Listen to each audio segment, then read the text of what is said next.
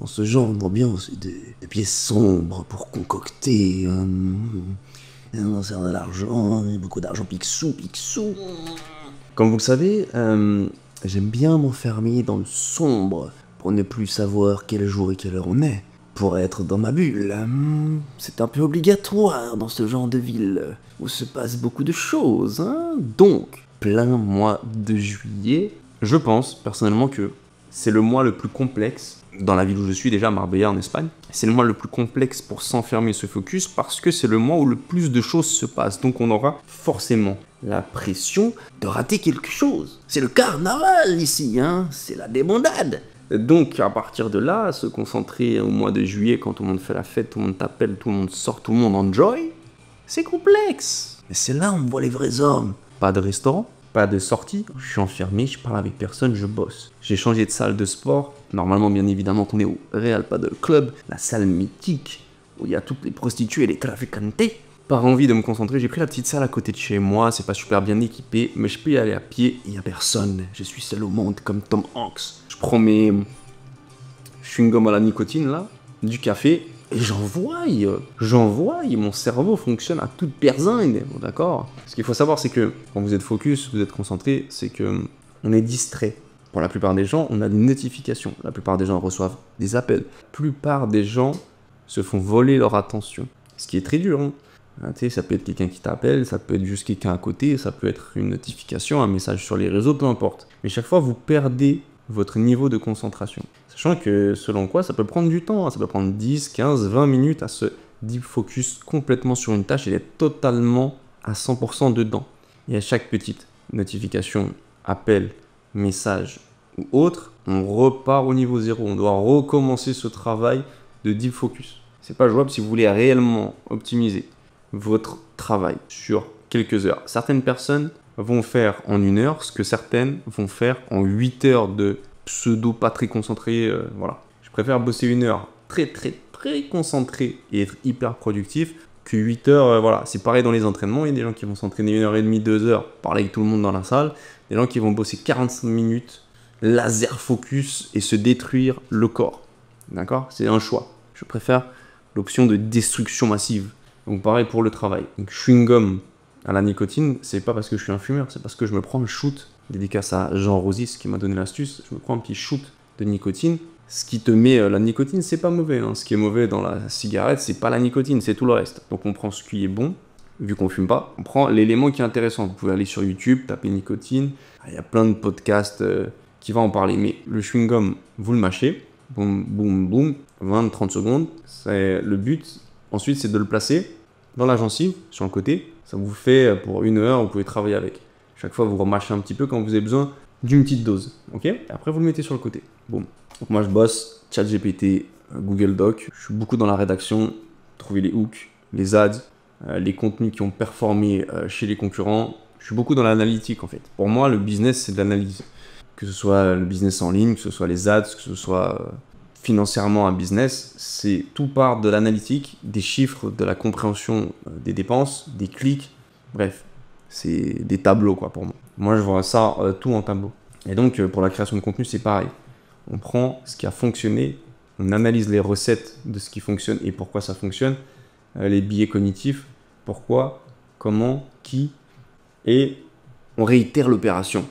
On frappe au bon endroit. Donc là, je suis en train de chercher des hooks que je dois tourner des ads dans une villa. ChatGPT, c'est bien, d'accord? Plus vous lui donnez d'informations concrètes sur votre demande, plus il va trouver ce que vous cherchiez. Mais après, il y a un grand travail d'analyse. Parce que si vous demandez à ChatGPT 20 hooks pour devenir viral, ou pour tourner mon ads, pour accompagner les coachs en ligne, nanana, il va vous sortir des phrases.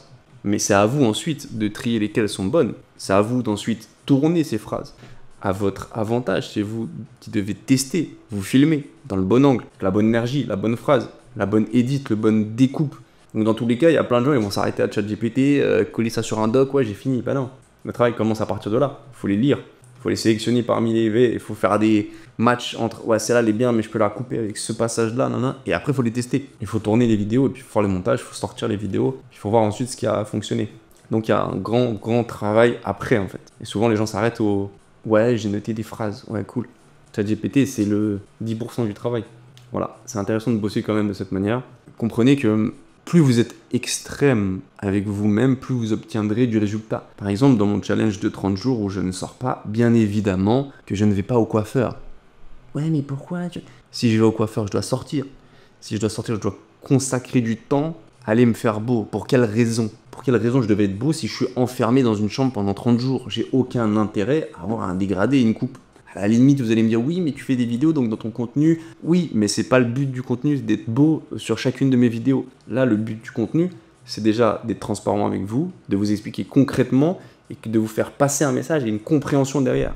Si vous voulez vous mettre à 100% dans quelque chose, si vous enlevez 5% de cette chose pour aller au coiffeur, vous n'êtes plus à 100%.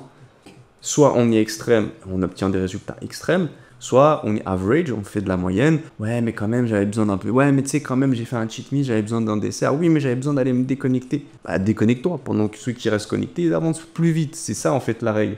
Et en fait, elle est simple. Et donc, les gens comprennent pas ça. Ouais, mais quand même, de temps en temps, tu pourrais te relaxer. Quand même, ça fait pas de mal. Ouais, si tu veux, toi, tu peux le faire. Mais ceux qui ont un vrai goal dans la vie, des vrais buts, ils sont extrêmes.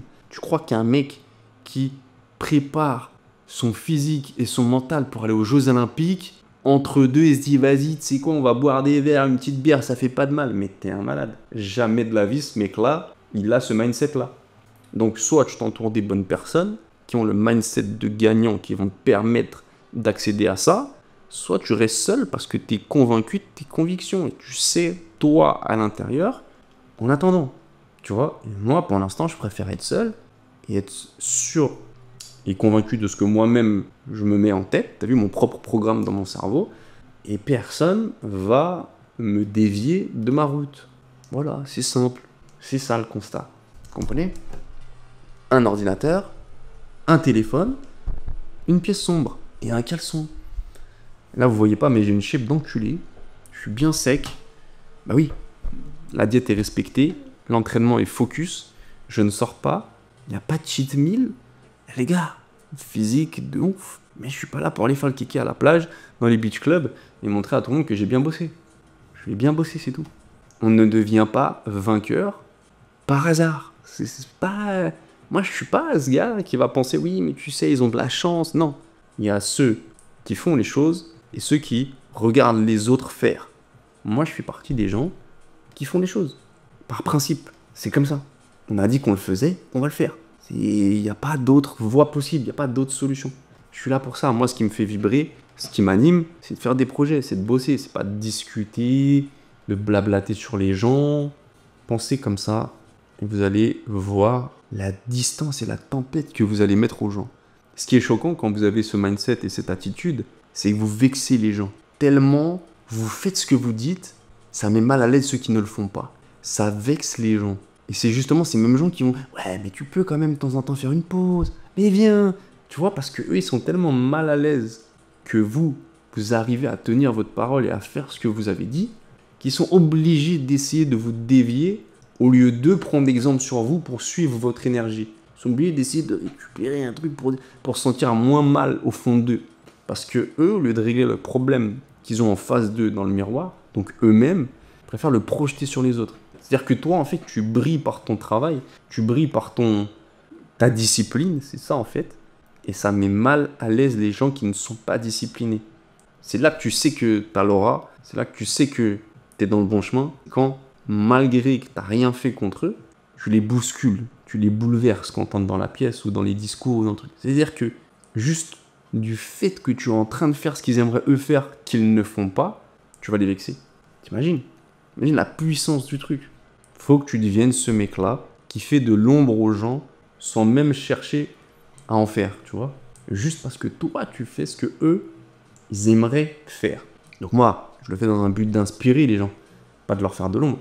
Et de toute façon, ceux qui doivent être inspirés avanceront.